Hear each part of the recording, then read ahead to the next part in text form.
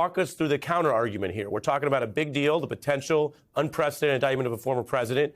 We led with that big news, but I do want, as a matter of giving folks the full context, note that even the New York Times, which crossed this big story, says, A, it's possible that the DA, quote, will still decide against seeking an indictment, right? You don't have it till you have it. And B, they go out of their way to say convicting or sending Trump to prison will be, quote, challenging. The case hinges on an untested and therefore, quote, risky legal theory involving a complex interplay of laws, all amounting to a, quote, low-level felony. We alluded to some of that earlier. And so I just thought before we close out at least this breaking news segment, Neil, your breakdown of the flip side, why we still might not see an indictment, and if we do, why many legal experts would say it's not a slam dunk necessarily.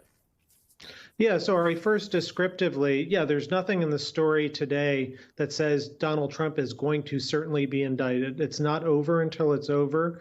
The district attorney here, Bragg, has shown a lot of caution in the past, and sometimes Trump has really benefited from the excessive caution of federal and state investigators in the past, and so that can certainly happen.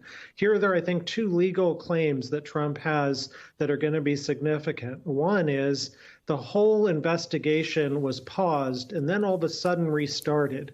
Why did that happen? Did it have anything to do with that Pomerantz book?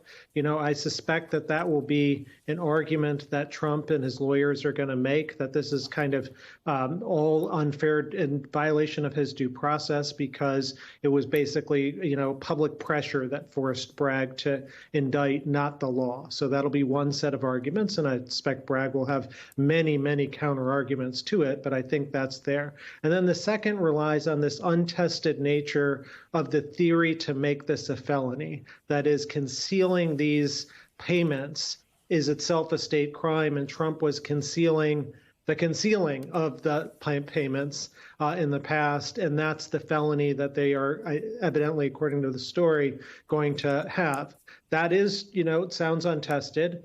The truth is, Ari, though, in every major criminal investigation, you know, it's complex and there's often untested stuff. That's not unusual, particularly for someone like Trump, who operates a little more like the way that organized crime operates than like a traditional president. So you're gonna, as a prosecutor, sometimes have to push the envelope because the envelope wasn't written for, you know, someone like this. And so you know, both of those will be arguments, but at the end of the day, you know, if Bragg does indict, I suspect that indictment will stick. That, you know, the threshold of bringing an indictment here is very large, and if he does it, it's because he really thinks he has the goods.